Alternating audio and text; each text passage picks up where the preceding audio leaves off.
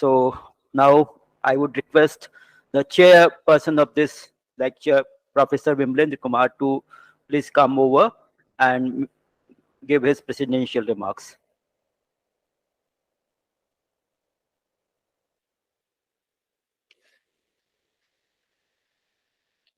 Thank you, Dr. Pramod Kumar Bagreji. Most respected Professor Pradeep Kumar Gokhaleji, Professor Anand Misra, Professor S.P. Pande, Professor Devrat Chaudhary, Professor S. Vijay Kumar, Dr. Rahul Kumar Maurya, Professor Durgesh Chaudhary, other colleagues of the Department of Philosophy and Religion, and blooming research scholars of the Department of Philosophy and Religion, as well as Department of Pali and Buddhist Studies, and the participants who have joined through online. It is really a matter of great pleasure for me to get associated with this TRB Murti. I feel myself very much proud and privileged, although I do not deserve for this presiding over this session. Since Professor Pradeep Gokhale is a very senior most professor, very eminent scholar, internationally and nationally known figure, I feel myself embarrassed to speak or to preside in this session TRB Murti lecture. Although this prestigious TRB Murti lecture on Buddhism and social justice attracted me to come over this session and to gain some of the insights from Professor Pradeep Gokhale. We have already seen that how Professor Pradeep Gokhale has elaborated his lecture, Buddhism and Social Justice, in two parts. First, social justice based upon the Buddhist text available in Pali as well as Sanskrit text. Secondly, he discussed about the social justice based upon the Dr. B.R. Ambedkar observations in Buddha in his Dhamma. Although there are contradictory remarks in Buddha in his Dhamma, he has clearly elaborated, and that is why some of the confusions and differences are creating among the participants also. Since classical Buddhism available in Pali language literatures are discussing in different manner, and Buddha in his Dhamma, which has been composed by Dr. B.R. Ambedkar, it has been interpreted in his different manner. But the whole social justice concept, if you go through the Indian Constitution preamble, then you will find that how Dr. B.R. Ambedkar has embraced Buddhism in his whole Constitution of India. The preamble of Constitution of India says that we, the people of India, having solemnly resolved to constitute India into socialist democratic republic and to secure all citizens justice, liberty, fraternity, equality. These are the four aspects which has been given in Constitution of India preamble. Dr. B.R. Ambedkar says that I have been not influenced by any political philosophy or any French Revolution. He accepts that I have been influenced by only my master, the Blessed One, the Buddha. And whatever the Constitution of India he has drafted, it is mainly based upon the principles of Buddhism also. So the whole preamble says or speaks about the whole contents of the things. As regards the justice, when Dr. Professor Pradeep Gokhale was talking about it, in the preamble of Constitution of India, it is said that justice related with the social, economic, and political. There are only three aspects which have been given in the constitutions. When he is writing about the liberty, he is talking about the liberty of freedom of expression or freedom of thought. When he is talking about the equality, he is talking about the equality related with the all human personalities. And when he is talking about the fraternity, he is assuring the whole dignity of the human personality or humanity. With this background, I am going to speak, not to speak on or not to going to comment on the lecture by celebrated scholar Professor Pradeep Gokhale. I do not dare to speak anything which has been spoken by the Buddha. But my idea related with the social justice has been, social justice as related with the Pali language research has been summarized only in the 4 points. The first is that the Buddha gave the purity to all the Chatu Banna, that is the whole 4 Varnas. Buddha says that all persons are equal. No is inferior or no is superior. And he says that Tattaro Banna Sab Samahunti. All human beings are the equal. And whosoever thinks that one is superior and one is inferior, he is associated with the evils, that is the papakam dithigatam. And Buddha denies that no one is superior, no one is inferior. And he gave the teachings related to that all human beings related with the 4 varnas, Brahmanas, Kshatriyas, Sudras, and Kshatriyas. Kshatriyas are the third Sudras. The 4 varnas should get a state of eternal bliss. They should get a state of emancipation. And for that, he has already given 4 types of social order also to discriminate these Chattaro Banna. He established that Bhikkhu Parisa, Bhikkhuni Parisa, Upasak Parisa, Upasik Parisa, that there should not be any feeling of any caste or varnas. For that, he established the 4 system of orders there also. But he also gave more attention for the Sudras and Ati Sudras.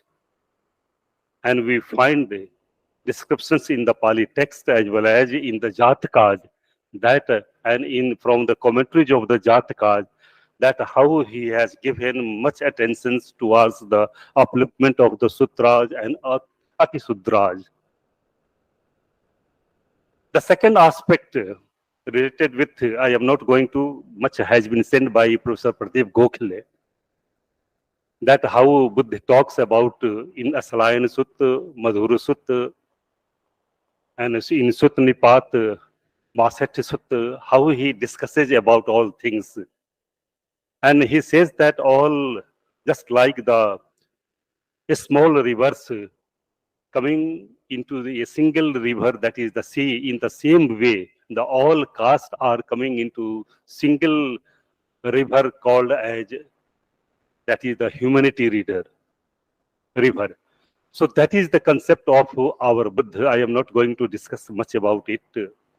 The second aspect of what the Buddha discussed about the social justice, that he gave more attention for the upliftment of the women. Buddha says in the Madhyama Nikaya, Mahadhatu Sutta, that women are not inferior in any sense than the men also. And from the Theory Gatha, we have the references or the evidences that some of the theories like Patachara, Dhammadinna, they were more superior and intelligent than the other bhikkhus who were intelligent at that time also. And Buddha has praised so many times the intelligentsia of theories also. And Buddha says that women can get a state of eternal bliss also. They are no inferior in any sense. But in the later Pali text or in later Buddhist text, we have the interpolations of that woman cannot get a state of Buddhahood. That is the later interpolations by Acharyas. I am not going to discuss all these things, but how the concept has been changed. But from the Pali text, we find that women.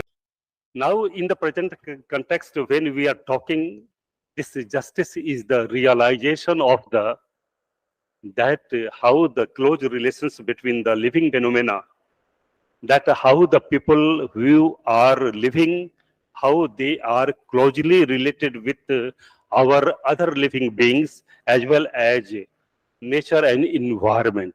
This is the justice which have been interpreted by our modern scholars. So in that context, we have to find out that what the justice, the social justice has been interpreted. And if you go through the Mahayana Buddhism or Mahayana Buddhist text, we also find that natural justice has been discussed. And there are three aspects which have been discussed related with the justice in Mahayana Buddhist text.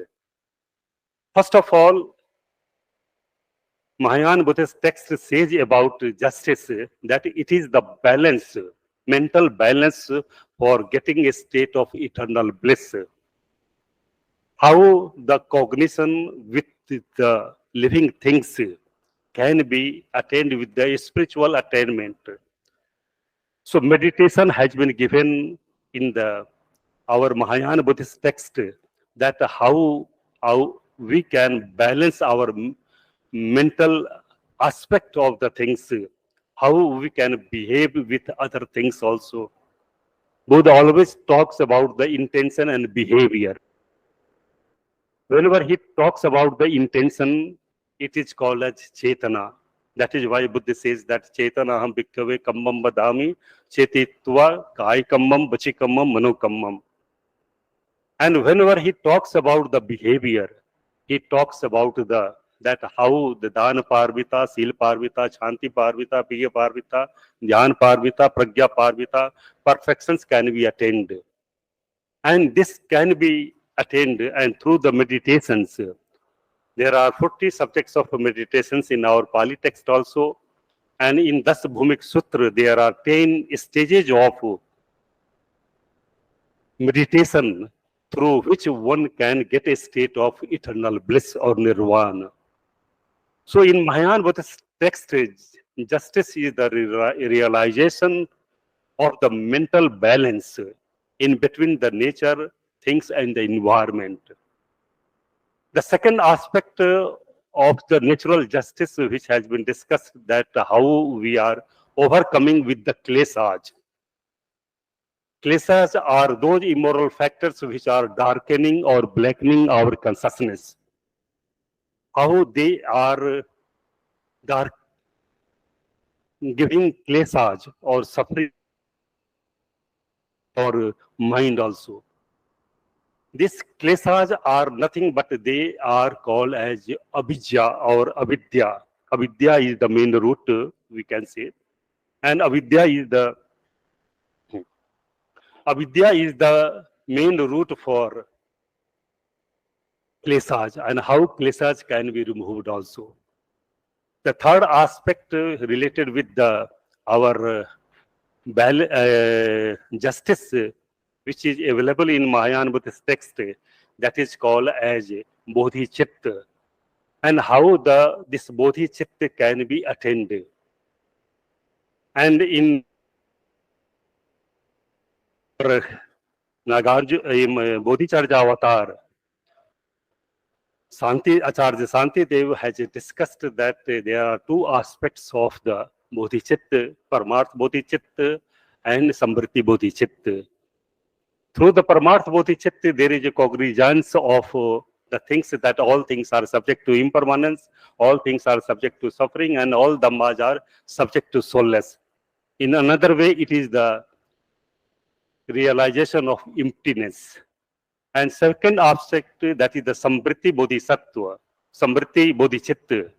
This is the realization through which a person aspire for the Buddhahood, and through the means of Karuna, Upai, or Pragya, he is achieving the state of eternal bliss.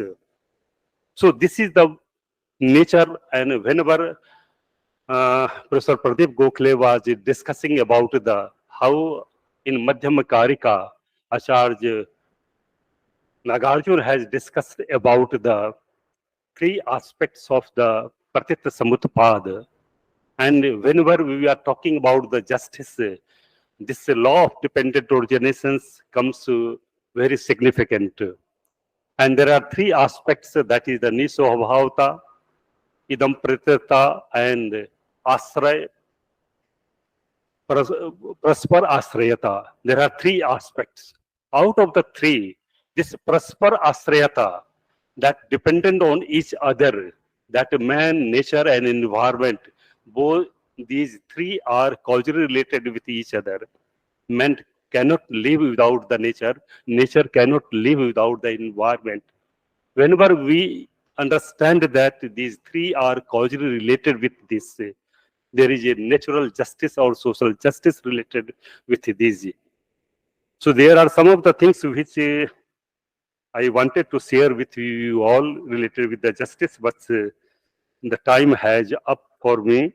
So with these words, there are some of the aspects which Pradeep Gokhale ji was talking about, Dr. B.R. Ambedkar, that how he talks about that Four Noble Truth. These are the interpolations by the later Acharyas. It is not in original Pali text. And how he differs with the law of karma and rebirth, and how he talks about this that the concept of suffering and concept of nirvana, how he differs from the Pali text. I wanted to share some of the views, but due to lack of time, I am not going to share all these views. So with these words, I am very much thankful to Professor Ananda Misra and the organizing team of this Professor T.R.B. Murthy lecture series, who has given me an opportunity to share some of the views, although I do not deserve for this sharing this session, because sharing the eminent or celebrated scholar, I do not deserve for that. Although Professor Misra has asked me, I am very much thankful to him and Dr. Pramod Kumar Bagre and other team of Department of Philosophy and Religion, BHU. Thank you very much.